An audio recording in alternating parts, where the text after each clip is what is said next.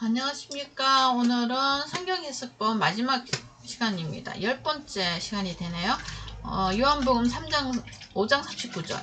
성경은 구원을 우리에게 주는 책이고 그 구원 얻는 방법은 예수 그리스도를 알므로 구원을 얻습니다.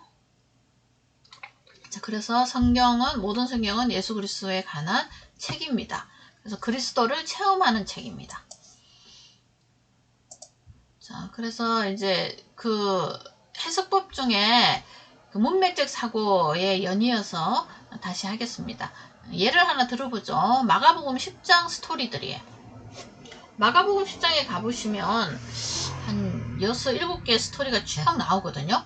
그래서 그 이야기들을 연계성들을 한번 보시면 돼요. 그래서 스토리들을 따로따로 떼가지고 따로따로 설교하고 따로따로 가르쳐서 적용하고 이러면 그냥 뭐 어떤 장어를 토막토막 내서 요리를 하면 이 장어가 총 길이가 몇 cm짜리고 두께가 어떻게 되고 이런 것들을 알 수가 없죠. 그거하고 똑같아요. 그래서 그렇게 보시면 주님의 진리와 진의를 몰라요. 그래서 어떻게 보면 되느냐 10장을 이제 샘플로 한번 설명을 할게요. 그래서 이와 같이 창세기부터 계시록까지 다 그렇게 되는 스토리의 열차들이에요. 객차죠, 객차. 이같이 10장도 그렇게 구성이 되어 있는데 요거 갖고 설명하기 참 좋은 장이에요. 마가복음 10장. 구원을 어떤 사람이 얻을 수 있는 거라는 대총체적인 질문이에요. 아주 큰 질문인데 이거를 토막토막 내다 보니까 이혼하지 말라. 그 다음에 뭐 이런 가정 문제로 가져간 거죠. 그래서 10장의 예를 들어서 한번 설명해 볼게요. 주제들을 잡고. 자, 그래서 이런 것들 파악하지 못하면 이혼하지 말라 뭐 이런 율법들이 있잖아요. 그런 것 또 주님의 말씀이 가정 개인 문제 상담소 내용으로 가져간 거죠. 그래서 이제 뭐 기독교에는 이혼하면 큰일 난다 이제 이래가지고 뭐 또 교회에서도 질책을 하고 이혼하면 이혼하고 온 사람이 가장 힘듭니다. 근데 교회까지 온 사람한테 그런 짐을 지우면 안 되죠. 왜냐면 진리도 아닌 걸 갖고요. 왜냐면 근거가 고린도 전서인가 말하잖아요. 결혼 문제 어떻게 하냐. 알아서 하라고. 하고 싶으면 하고 말고 싶으면 말고. 근데 이제 자기 의견으로는 이 재림이 임박했으니까 나는 결혼 안 하고 복음 전도자가 됐으면 좋겠다. 이렇게 말한 면도 있잖아요. 근데 거기에 뭐 이혼이고 어쩌고저쩌고 안 맞아요. 여기도. 그래서 이제 가정 문제 상담소로 가져가면 하지 말라 하라 이런 사람의 계명 율법으로 다시 변경해서 가리키는 거예요. 그래서 지금 우리 뭐 이혼하고 뭐 이래갖고 또 사회적인 약자가 된 여성들한테 굉장히 여러 가지 또 눈치라든지 이런 것들을 많이 주면서 힘들게 하죠. 그 예수님의 말의 의미인 진리를 만나지 못하도록 합니다. 그래서 이제 진리를 가리키지 않으니까 절대로 만나지 못하게 하죠. 그렇다고 뭐 이혼하라는 게 아니에요. 그 이혼이나 이런 것들은 진리를 말하는 성경책하고 상관없다는 의미입니다. 그러니까 그거는 자신의 가치관을 따라서 하라는 거죠. 어떻게 하면 자기가 여기서 살 수 있을까 이런 걸 찾아서 하는 거지. 뭐 뭐 이혼 안 하는 것이 진리다 이런 게 아니라는 뜻이에요. 사탄의 책략을 가르치는 사탄의 종이 되는 거죠. 저절로. 그래서 양의 모양은 있으나 용의 말을 하더라. 계시록에서 보셨죠? 거짓 선지자의 실체입니다. 13장 11절에 나와 있네요. 내가 보니 또 다른 짐승이 땅에서 올라오는데 그거는 어린 양같이 두 뿔이 있고 귀엽죠. 근데 2번 용처럼 말하더라. 말을 하네요. 용은 뭐예요? 사탄이잖아요. 창세기 3장에 사탄 하와를 꼬시던 그 말, 그거 지금 교회에서 그 말 하잖아요. 자, 그래서 마가복음 10장 이야기들의 연계성을 천국행 열차라는 닉네임을 제가 붙였어요. 한번 보시겠어요? 왜냐하면 구원을 얻는 방법이니까요. 주제가. 자, 그래서 이혼 문제 나옵니다. 음행 간음. 그러니까 이거는 우리가 이제 사람들끼리 이혼하고 이 땅에서 음행하면 구원 못 받는다. 이게 아니라 예수와 이혼하면 안 된다. 이런 뜻이죠. 예수님과 이혼하면 우리 천국 못 가잖아요. 그러면은 또 순수한 어린아이 이야기를 해요. 부모인 하나님 말에 대한 태도를 말하는 거지.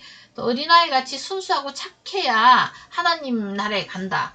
이게 아니라 부모 말을 잘 듣잖아요. 어린아이는 전적 신뢰를 하잖아요. 우리의 부모는 하나님이니까요. 하나님과 교회가 가르쳐주는 진리의 말에 순종해야 네가 교회가 천국 가는 길을 안다. 이런 뜻이거든요. 그런 이야기 하는 차에 이제 이 율법 청년이 또 와서 어떻게 해야 영생을 얻느냐 또 이런 질문을 한단 말이에요. 이걸 다 엮어 놓으신 거예요. 예수님이 요 교보제로 다 데리고 온 거예요. 그러니까 이제 한 가지 부족한 것이 있다. 너는 율법 지킴으로 못 간다. 이렇게 결론이 났잖아요. 그러니까 너는 하나님 마음을 전적으로 믿어야 천국까지 율법 지키라고 준 걸 그거를 지키고 행했다고 잘난 척 한다고 갈 수 있는 나라가 아니야. 이렇게 된 거죠. 여기 보면 대조가 되는 거죠. 자, 그 다음에 이제 다음은 뭘까요? 예수가 하신 일을 믿음으로 천국 가는 거지 율법을 지킴으로 가는 것이 아니다. 이런 것을 우리한테 가르쳐 주고요. 그래서 결국은 율법 교사는 천국 못 간다. 어린이처럼 부모의 말을 잘 듣듯 하나님의 말씀, 예수님의 말씀을 잘 들어야 간다. 이렇게 되는 거죠. 자, 그래서 이제 이렇게 간다. 그랬더니 이제 제자들이 의아해했죠. 저렇게 똑똑하고 부자인 가느니 천국 못 가면 우리는 어떻게 하지? 뭐 이런 표현을 짓죠. 표정을 짓죠. 그랬더니 이제 교보제를 또 보여줘요. 자, 그 다음에 이제 교보제로 사용된 게 제자예요. 야고보와 요한의 이제 자리 욕심 이야기가 나오는 거예요. 이 뭐 구원 이야기 하고 있는 텀에 또 올라가다가 큰 자와 섬기는 자의 이제 의미 해석을 해주는 거예요. 누가 크냐? 내가 이제 예루살렘 입성하면 왕이 될 텐데 제자들 마음이에요. 이렇게 큰 자리야 뭐 좌편 우편 뭐 이런 이야기를 하고 있으니까 하나님이 주님이 듣고 이야기해 주는 거예요. 섬김이란 사망에서 생명을 구원하는 것을 섬김이라 그래요. 성경은 복음 전달자죠. 그래서 이제 이 복음 전달하는 자가 천국에서 가장 큰 자다. 왜냐하면 하늘문 열어주어서 영생을 나누어 주는 자니까요. 그러기 위해서 우리가 드리고 바치고 섬기는 거예요. 사람들을 섬기고 또 복음 들으러 오라 그러고 이렇게 하는 거죠. 그래서 이웃에게 복음 전하는 자가 가장 큰 자고 섬기는 자다. 복음을 아는 자가 전할 거 아니에요. 그냥 뭣도 모르면서 막 전하는 거 아니잖아요. 진정한 복음을 먼저 깨닫는 자가 큰 자고 그 자는 예수님처럼 복음 전달하는 자가 되게 돼 있어요. 하나님 자녀니까요. 근데 그걸 섬기는 자, 큰 자, 천국 가는 자, 다 같은 말입니다. 그죠? 큰 자, 복음 전달자, 천국에서 큰 자, 하늘문을 열어주는 자, 영생을 나누어주는 자, 복음을 전하는 자, 섬기는 자, 큰 자, 천국 가는 자. 이것이 다 같은 단어예요. 섬김이, 큰 자. 큰 자 되고자 다 노력하니까요. 그냥 큰 자는 결국 뭐예요? 천국을 자기도 가고 남도 들어갈 수 있게 해주는 자. 복음 전달자가 큰 자인 거죠. 근데 뭐 장로 뭐 목사가 되면서 전 복음을 하나도 안 전해본 사람들이 많아요. 큰 자 아니에요. 왜냐면 복음을 잘 모르기 때문에 안 전하는 거예요. 자, 그 다음에 두 번째 샘플이에요. 여기 말이 좀 이상하네요. 데메오가 아니고 디메오예요. 디메오. 바는 아들이란 뜻이죠. 디메오의 아들. 맹인의 이름입니다. 아버지가 디메오인가 봐요. 그러니까 디메오니까 디메오의 아들. 이게 이제 맹인의 이름입니다. 한 맹인인데요. 그래서 율법 속에 앉은 맹인. 맹인 그러면 우리가 사실은 눈 본 사람이 아니고요. 율법으로만 문자적으로 보기 때문에 예수님을 알아보지 못하는 걸 다 맹인이라고 해요. 성경은 그걸 말합니다. 그리고 진짜 맹인이지만 예수님이 누구인지 아는 사람은 그냥 눈을 떴다 그래요. 자, 이 사람은 이제 율법 속에 앉아있는 맹인인데 다윗의 자손이 오면 이 눈을 뜨게 해줄 거라는 걸 알고 있는 자예요. 그러니까 다윗의 자손이여 이렇게 막 부르는 거예요. 그 사무엘 하 7장의 언약을 잡은 자예요. 그래서 이제 이 사람이 이제 그 옆을 쓱 지나간 거죠. 예수님이. 그냥 가다가 나온 게 아니라 주님이 이 말을 해주려고 이런 그 상황극을 했다고 보시면 돼요. 이런 시츄에이션을 만드셔가지고 바디메오 옆을 쭉 지나간 거예요. 그래서 찾아가셔서 자신을 계시합니다. 그래서 하늘나라를 보게 하고 또 구원받은 자가 되었어요. 그래서 예수를 보게 되어 서서, 그죠? 길가에 앉아 있었거든요. 그래서 이제 서가지고 어디로 나와요?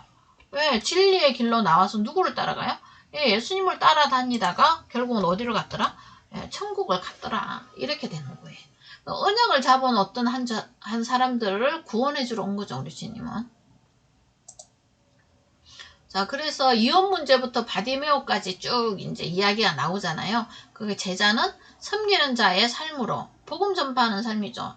천국 문을 열어주는 섬김입니다. 그 다음에 이제 바디메오를 구원하여서 진리를 알게 해서 천국 백성이 되게끔 하는 거. 이게 이제 제자의 삶이고 큰 자의 삶, 섬기는 자의 삶, 진리를 아는 삶, 사람의 삶 이렇게 되는 거죠. 자, 그래서 여러 사람들의 삶의 스토리들을 모아갖고요. 하시고자 하시는 의도를 계시해줘요. 그래서 나의 십자가를 믿음으로 은혜로 구원을 얻는다. 공짜로 구원을 얻는 거죠. 죄인이 이제 의인되어 천국 가는 방법을 또 제시합니다. 그래서 바울은 이런 이야기들을 다 알고 이제 한마디로 추려주죠. 언어의 기재예요. 이거는 이신칭이에요. 믿음으로 구원을 얻는다. 이건 자기가 지어낸 게 아니에요. 구약엔 어디서 나오죠? 하박국이 알게 된 내용이에요. 하박국에게 알려준 내용이에요. 하나님이. 하박국이가 이제 자기 나라에 이 재앙이 오니까 이 백성들 어떡하냐, 이제 의인도 죽이시냐 막 그랬더니 걱정하지 마. 의인은 믿음으로 살게끔 다 해놨어. 이제 하나님의 응답이었거든요. 의인은 믿음으로, 그 믿음으로 말미암아 살리라. 그러니까 의인은 하나님이 내시는 그 믿음으로 산다는 거죠. 살 길을 내신다고요. 이거를 이제 사도 바울은 하박국서서 읽은 적이 있어요. 공부한 적이 있단 말이에요. 그래서 여기에다가 로마서에다가 교리를 만들어 준 거예요. 구약을 잘 모르면 사도 바울이 무슨 말을 하는지 잘 모릅니다. 왜냐하면 사도 바울의 모든 말들은 저기 배경이에요. 구약 속에서 복음을 캐낸 배경들이거든요. 그러니까 구약에도 숨겨져 있어요. 예수님의 의도들이. 그래서 하박국 같은 경우도 엄청난 재난과 심판 속에서 하나님의 백성, 여기는 이스라엘이 아니에요. 믿는 자들만 구원을 해주신다. 이렇게 이야기해 주신단 말이에요. 자, 그래서 이제 결론입니다. 성경은 무슨 책인가? 하나님에게는 하나님의 변함없는 언약을 기반으로 나타난 사랑과 공의를 또는 주님의 십자가에서 성취해 나가는 책입니다. 부엘셀바라는 단어로 언약과 맹세라는 단어로 표현을 하죠. 그 다음에 성경은 무슨 책인가? 예수님에게는 그 구원의 언약을 성취하는 과정이자 십자가에서 완성되는 과정을 나타내는 책입니다. 자, 성경은 무슨 책인가? 인간인 우리에게는 죄인이 구원 얻는 책입니다. 그래서 생명의 책이 되겠죠. 부자 되는 책 이런 거 아닙니다. 병나는 책, 마음을 편안하게 하는 책 이런 거 아니에요. 마음을 편안하게 한다는 의미는 죄에서 해방됐을 때 우리가 진정한 안식이 있는 거죠. 성경은 무슨 책인가? 사탄에게도 하나님이 의도하심을 나타냈죠. 하나님을 대적하는 방법을 보여줘요. 사탄이 하는 행동들을 보고. 창세기 3장 나오잖아요. 거기서 보면 우리가 사탄의 교모함 이런 것들 우리 못 이긴대요. 계시록에서 머리가 7개, 10개, 뿔이 7개인가? 그렇게 났대요. 우리는 그런 권세도 없고 지식도 없어요. 지혜도 없고. 근데 온전하신 지혜자이신 주님의 성령님이 와 계세요. 그래서 우리가 이길 수 있다는 거죠. 죽음의 책입니다. 사탄한테는 너 그렇게 나를 대적하고 교회를 대적하면 너 영원히 죽는 책이야. 이걸 가르쳐주죠. 계시록 20장에 나와요. 영원히 타는 불못으로 들어가죠. 네. 자, 그래서 이제 문맥적 사고는 어떻게 할 것인가? 기도하면 팍 열리고 이러는 책이에요? 그런 거 아니에요. 많이 읽고 가르칠 때 주님께서 알게 해주세요. 그리고 깨닫게 되는 거죠. 지금은 어떻게 하나 아는 게 없는데 성도님들한테 당분간 질문하지 말라고 하세요. 공부할 때까지. 그래서 이제 여러분들이 공부 열심히 하셔가지고 가르쳐 주기도 하고 이렇게 하시면 됩니다. 네, 여기까지 하겠습니다. 네, 감사합니다. 질문 있으면 나중에 톡을 하시죠. 수고하셨습니다.